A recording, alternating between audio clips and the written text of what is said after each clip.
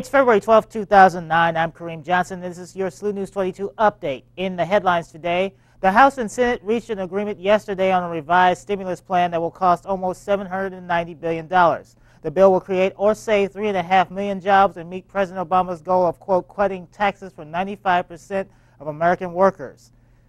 A collision between two communication satellites, one American, the other Russian, has scientists keeping a close eye on debris.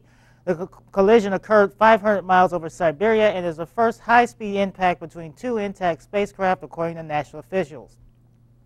It is not expected to be a threat to the International Space Station or an upcoming shuttle launch on February 22nd. The cleanup after Tuesday's tornadoes in Oklahoma continued. Tuesday night, a tornado with winds that were estimated to be 170 miles per hour went through the town of Lone Grove, a town of 5,600. Search and rescue teams are expected to continue their search for survivors today. In international news, a military vote could decide who wins the Israeli elections. Today, the Israeli government plans to release the results of soldiers' votes. There were over 150,000 military votes cast, and the political analysts have noted that a more conservative trend in military voting that could give Likud's Benjamin Netanyahu the edge over Kadimah's Tzipi Livni. Civilian votes have yielded 28 seats to Kadimah and 27 to Likud. Once the election results become official on February 18th, President Shimon Peres will have to make a nomination for prime minister and 42 days to form a government. Peres will have to choose between Livni, 50, Israel's chief negotiator with the Palestinians, or Netanyahu, the former prime minister of Israel. Australian Prime Minister Kevin Rudd will call for a national day of mourning and memorial service to honor the victims of wildfires that have burned parts of southeastern Australia. 2 men have been arrested by Victoria State Police and taken into custody after police found the men acting suspiciously around the town of Marysville, where 100 people have died in the fires. The men have been since released without charge. The official figure of deaths is still 181 as of Wednesday, but the figure could go up as high as 300 according to authorities. There is still 35 fires burning, but not considered to be an immediate threat to towns. As of today, 500 people have been injured, 1,000 homes have been destroyed, and thousands homeless, and almost 1 million acres of land burned. Pakistan has admitted the Mumbai attacks last November have been partly planned in its country. Indian officials have said the attacks were sanctioned by, quote, official agencies, according to the Indian Prime Minister. The Pakistani Interior Minister has said suspects are being held in Pakistan and that formal cases against the suspects are forthcoming.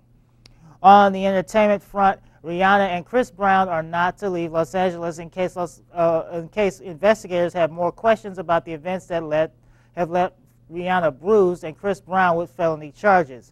One source told Fox News a text message or phone call may have upset Rihanna, causing her to flail her arms about, making Brown bite her. Afterward, Brown then pulled over and, possibly incensed, hit Rihanna, panicked, and then drove off, leaving the singer alone. In sports, the Boston Celtics beat the Charlotte Hornets last night in New Orleans after losing to the Lakers and Spurs of the past week. The final score was 89-77. Paul Pierce contributed a game-high 30 points and outscored the Hornets 25-13 in the fourth quarter. The U.S. men's soccer team cruised 2-0 over Mexico in the World Cup qualifiers yesterday in Columbus, Ohio. And in football, New York Jets quarterback Brett Favre is retiring again. The 39-year-old is saying that he's hanging up and not looking back, at least for now, he says.